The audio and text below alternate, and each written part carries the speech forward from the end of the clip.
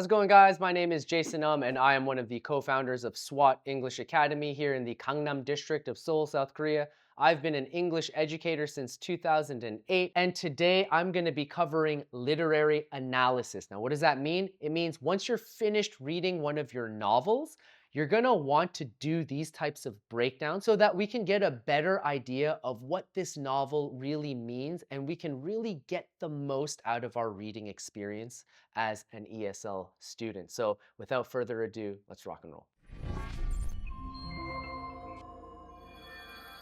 Okay, so if you remember in our previous literature videos, we talked about analyzing setting, we talked about analyzing characters and characterization, and we talked about analyzing conflicts. And those all fall under the umbrella of exposition, right? These are the important things that show up usually in the beginning of a story, right? Setting, characters, and conflicts. And then throughout the story, those things kind of change shape, change forms, different events happen to sort of progress the story along the way, right?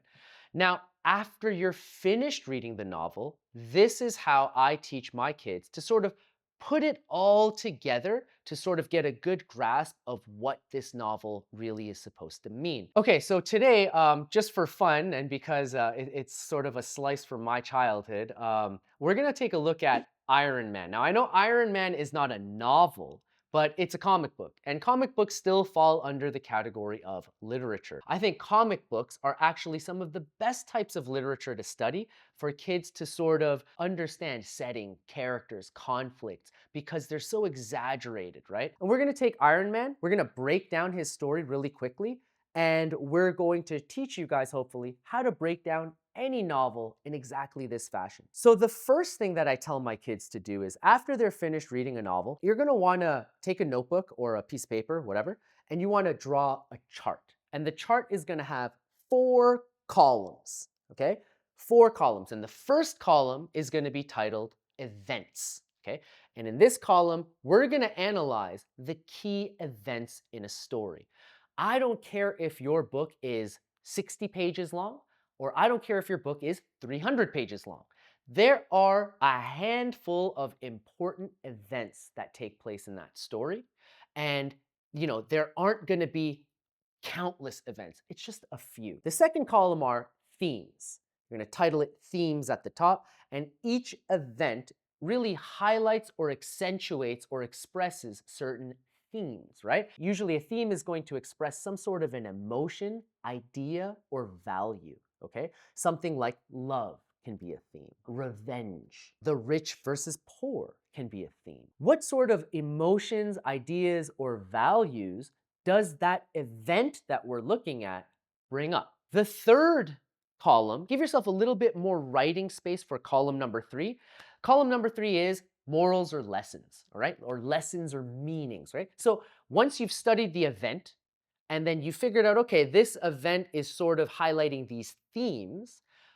What about those themes? That's what you write in column number 3. The last column is symbols. And symbols are just objects that represent the themes, right? It's an object that represents the emotions, the ideas, or the values highlighted by the important events of the story. So, objects could be like Thor's hammer or Captain America's shield, for example, right? So today we're going to take a look at Iron Man's story, and we're going to break down the important events in Iron Man's story. Now, to give you guys a little background information, if you guys aren't a Marvel nerd like myself, I'll just give you a really, really quick synopsis of who Iron Man is, all right? The identity of Iron Man, okay? So his name is Tony Stark. He's the son of Howard Stark, a business tycoon, this rich billionaire, who is the president of Stark Enterprises, the world's largest weapons manufacturing company. Tony's a brilliant engineer. He's also very selfish. He's a war profiteer who only cares about making money, living a lavish lifestyle, and following in his father's footsteps as the world's greatest weapons maker and businessman. Now, there are 4 key events that happen in the or origin story of Iron Man. The first one, Tony Stark suffers a terrible injury where he gets blown up by one of the weapons created by his company. He goes to some war zone and a bomb explodes and blows a huge hole in his chest. And that's the first main event that happens in his story. Now, what are the themes? What ideas, what concepts, what emotions, what values really are highlighted by this? Well, I think the number one theme here would be irony. It's really ironic that a man who's made his life selling weapons and he's become really rich and famous by selling weapons actually gets blown up by one of his own weapons.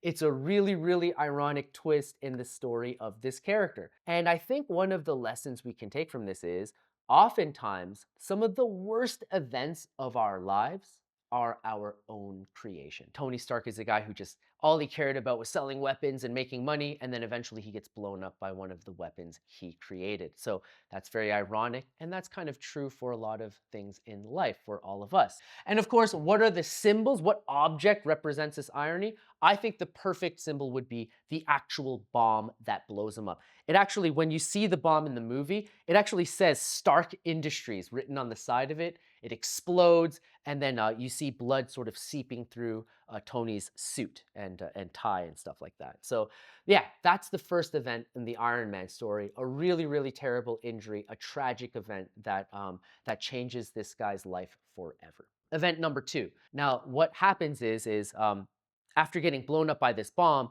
there's a whole bunch of pieces of metal stuck in his heart. And those pieces of metal are razor sharp and they're slowly sinking deeper and deeper into his heart. And eventually they're going to kill him. And there's nothing that can stop this. They cannot remove the metal. This event, what is this actually called? What themes can we think of, all right? The themes of hopelessness and despair. This is just a terrible situation to be in, but this is his situation. He's dying because of these pieces of metal in his chest. Okay, so what about these themes? You know, what ideas or lessons can we take from this? Well, I think one of them is that life is full of pain and hardships, you know, and if we want to grow, if we want to progress as individuals, these types of events are inevitable, guys. I don't care how easy your life is. I promise you, at some point, you're going to encounter difficulties. I don't think it's going to be as ridiculous or as exaggerated as this one. I hope not. The pain and the struggles of life touch all of us. So I think that's something we can take from this event, right? What is a good symbol or object that represents this? I think the shrapnel, right? The actual shards of metal stuck in his heart, which the doctor actually, he manages to extract one of them, and he shows Tony what they look like in this little plastic jar. And I think that's a great symbol to accentuate this theme of pain, despair. All right, event number three, the build. Now, just to give you a little context, who blows up Tony? Why did he get blown up? He actually gets blown up by a terrorist group known as the 10 Rings. And the reason why they captured Tony, they didn't want to kill him, they wanted to kidnap him because he's a genius and Tony builds all these amazing weapons. So this terrorist group wants Tony to build them one of his weapons, a Jericho missile. And they lock him in a cave, they imprison him, and they force him to get to work. They say, okay, you're going to build us one of these missiles, and once you're finished, we're going to let you go. Now he's stuck in this situation where he has to build them a weapon.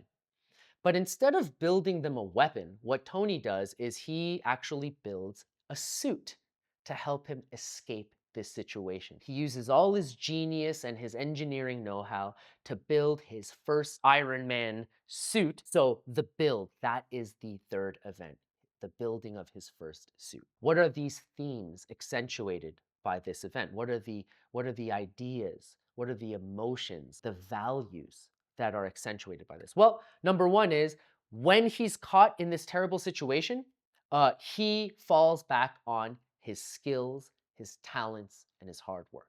I think another important theme in this cave situation where he's building the suit is no one's coming to save you. When your back's against the wall, you have to rely on your talents, your abilities, your hard work and effort to pull yourself out.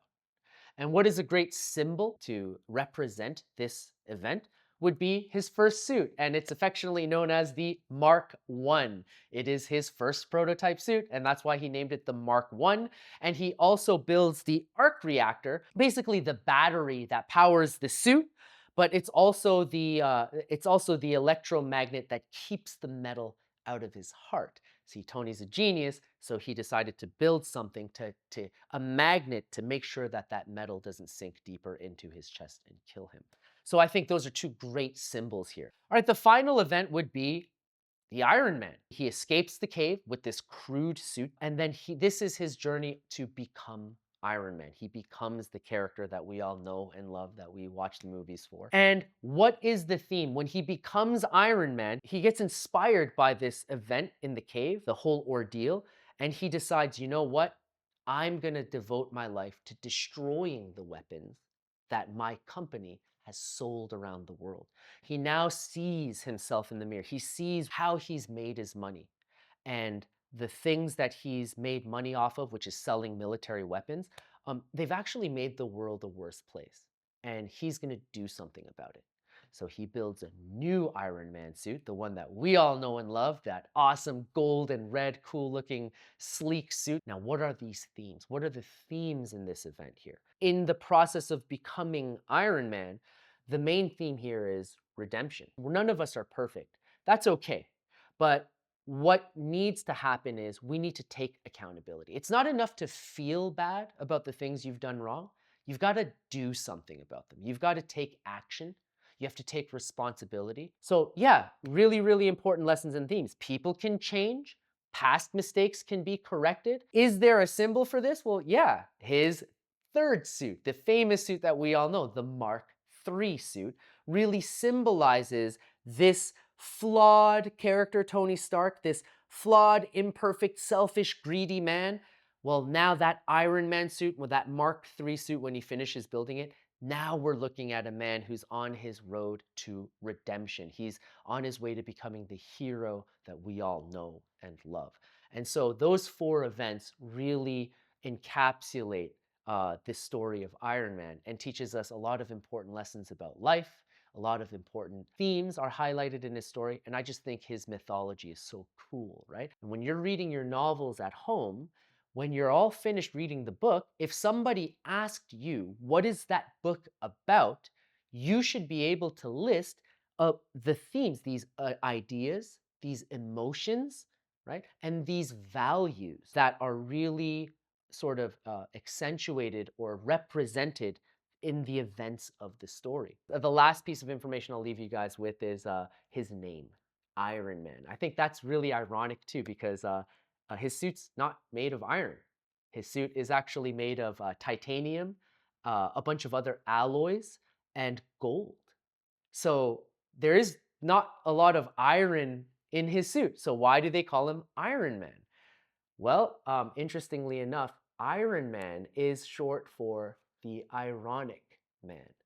Everything about Tony Stark's story is ironic. Iron Man isn't meant to mean the metal iron. It's meant to represent that this man's story is a story of irony. So that's sort of how we can analyze Iron Man. A really, really cool story, a beloved character that we all know and adore. All right, so thanks for coming along with me on this literary analysis of Iron Man. Hopefully you can take these lessons that I've taught you today and apply them to any of the novels that you guys read at home. If you guys have any questions regarding SWAT English Academy, all of our information should be in the description box down below. Please don't forget to hit that like button and subscribe, all that YouTube stuff. We'll be back again for more informative videos to help you guys get more out of your ESL learning experience. Thank you guys so much for coming along with me on this journey, and I'll see you guys in a bit. Peace out.